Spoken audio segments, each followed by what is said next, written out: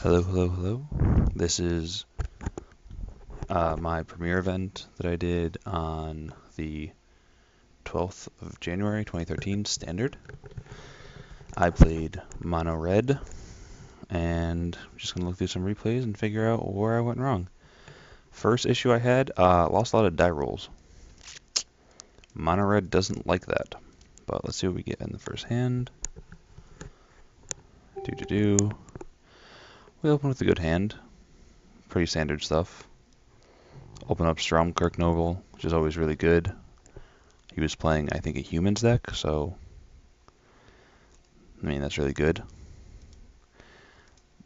First issue I think I made, mistake-wise, was this doesn't get blocked by these at any time. So I think what I would have wanted to do was go Zealot, Beat, and if he wants to run a guy into that, that's fine with me, rather than playing this, but I made that decision there, because it was 7 o'clock in the morning, and that's hard sometimes. And then here, I think I go that, just beating with a bunch of dudes. Trigger, make my dude bigger, which is always nice. I found he's a real all-star against these like Naya human decks. But then he gets put in the bag, which was sad. But I then was just like, oh, well, look at Hellrider. Swinging with everything. Trigger, trigger, trigger. He's able to go to 3, and I just have him dead next turn, basically. But he gets another Fiend Hunter. So that was going to get through no matter what. Would have killed him. This would have had 3 triggers, which would have killed him, but now I'm stuck with these guys. And Pillar of Flame, Pyreheart Wolf, Witch, and Hellion Crucible. Swing in, get blocked, lose both my guys, but I get back my Hellrider, and I traded off a Ash Zealot, Gorehouse Chainwalker, and a Pillar of Flame for a Fiend Hunter, which is exiled, 2 tokens, and I got a Hellrider back. So, not the best value in the world, but I kind of needed the Hellrider back, and with this situation, he has the options of play a removal spell on this so it can't attack, or find some way of dealing with this or play another dude. And even then, well, he has to play 3 dudes because trigger and trigger. Yeah, basically, I think that was the right play there. But then he Restoration Angels, blinking, triggers go all over the place, things happen, and now I'm stuck saying, sure, I'll get in for a damage, which ends up happening. But now I have 2 2/2s, which means either of my guys are lethal next turn. I think that was a misplay on his part. At least I'm pretty sure it was, because what he should have been able to do was block the Noble. No, he couldn't block the Noble with that. So he really did only have one option.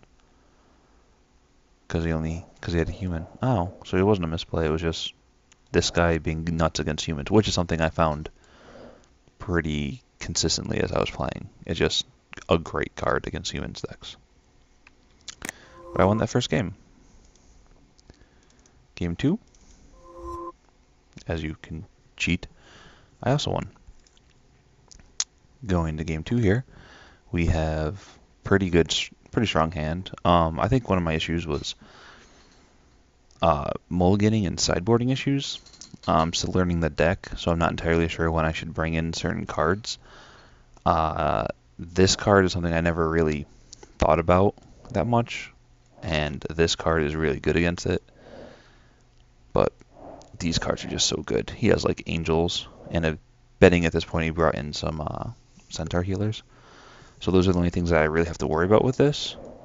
And other than that, I'm just going to be able to get through his stuff. And yeah, he can make his champion a little bigger, a little bigger, a little bigger, but these are going to be at the same time getting bigger, and I'll have other stuff that I can be also like playing the block or burn or something like that. So I ended up keeping these guys because I figured I'll at least have like 4 power on the board at the end of, or 5 power on the board, untapping with on turn 3. And if I can get there, I mean, I got a burn spell, and I have a Hell Rider coming up. But I open Land Noble, because it's so good. And then I learned about this card. Apparently it's good, especially with a champion, because it makes it a 3/3, which is outside of the range of a Pillar of Flame, sadly. So I play my Cackler, and I unleash him, and I play my other Noble, say go. And then he does this, which means, which is bad for me, because that means all of his Nobles are, or all of his Mayors are 2/2s. He's got a 5/5 on board. It basically just got really bad really quickly, and made me quite sad. But I was still able to pseudo race with these guys, and if you wanted to trade one of these guys off for this, I was willing to take that trade. And I also had a Pillar of Flame this turn, so I kill his blocker to make sure, and I get in, which was a mistake.